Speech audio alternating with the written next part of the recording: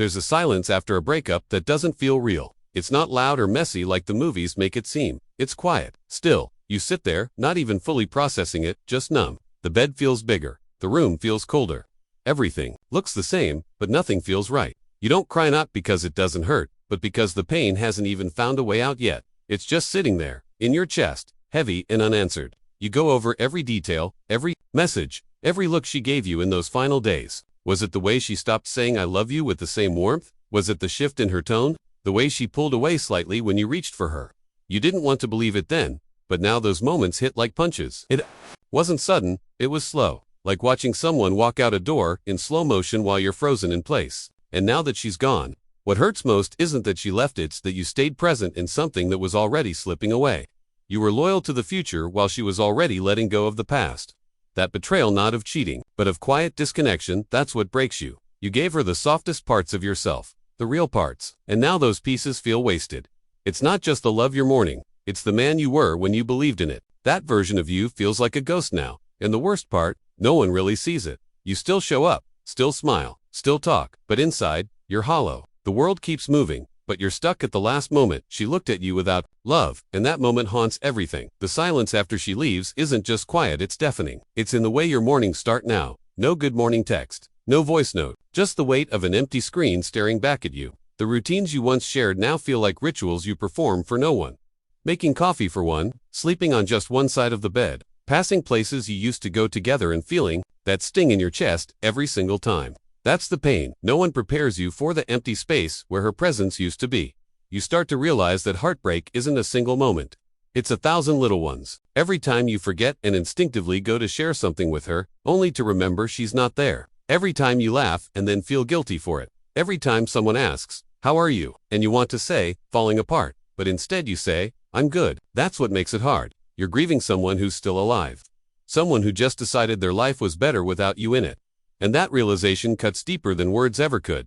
You want to call her, you want to ask why. You want to find something in her silence that gives you peace, but deep down, you know there's no answer that would make it hurt less. She chose to go. She chose to let you become a stranger.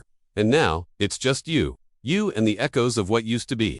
You replay the memories, not because you want to, but because your mind is desperate to understand. What did I miss? What could I have done? But there's no rewind, no fix. Just you, standing in the wreckage, deciding if you'll break again or start rebuilding from the ashes.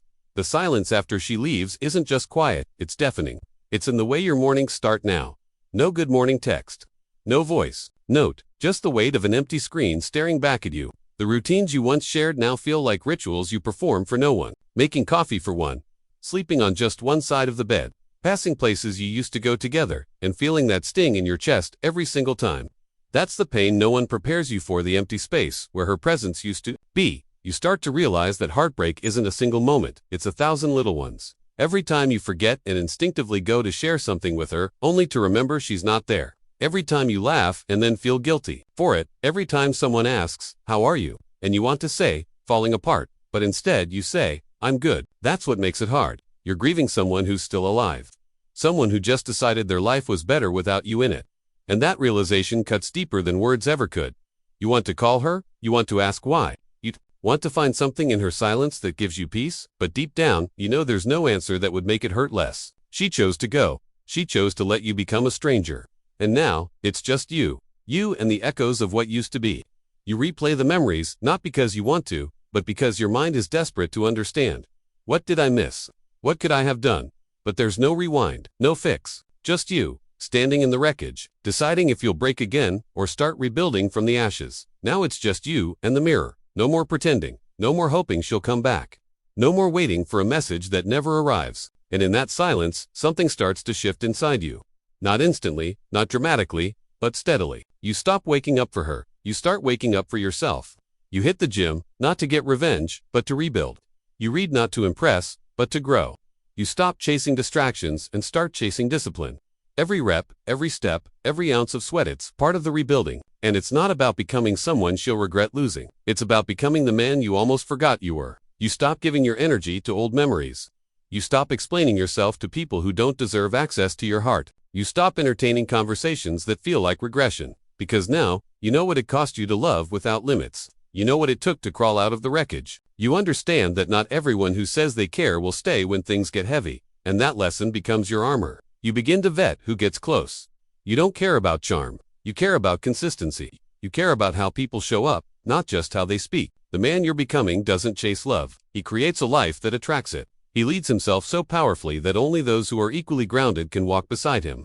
And when you look in the mirror now, you see the scars, but you also see the steel. You see the strength that didn't exist before the storm. She was the fire, yes. But you're the forge. And every day you rise without her, you prove to yourself that peace is built, not given. You're not performing anymore. You're becoming. There comes a moment, quietly, when you look around and realize you've changed. Not in a bitter way. Not in a hardened, closed-off way. But in a strong, clear, grounded way. You don't flinch when you hear her name. You don't feel that ache when a memory floats by. It still stings sometimes. Sure, but it doesn't own you anymore. And that's when you know you've reclaimed yourself. You're no longer the man hoping for her return. You're the man who built something real in her absence. A life rooted in peace, in purpose, in presence. You understand now that she didn't break you. She revealed to you. Showed you where you were too willing to settle, too quick to compromise, too soft with your standards, and you're not angry anymore. You're grateful because her leaving taught you everything your comfort never could. It forced you to step into your potential, to build discipline when you had none, to set boundaries when you used to bend, to know your value without needing it reflected in someone else's eyes. And now, you don't chase. You don't beg. You don't lower your energy to match someone's uncertainty. You've outgrown all of that. And here's the most powerful part. When love does come again, and it will, you won't lose yourself in it. You'll welcome it, but you won't depend on it because you are whole now. You've earned your peace. You've walked through the fire and came out refined, not ruined. The man standing here today isn't defined by who left, he's defined by what he built afterward. You are the closer. You are the new chapter. And anyone who wants access to your heart now has to meet you where you are, not drag you back to who you used to be. You're not chasing a woman. You're leading a life.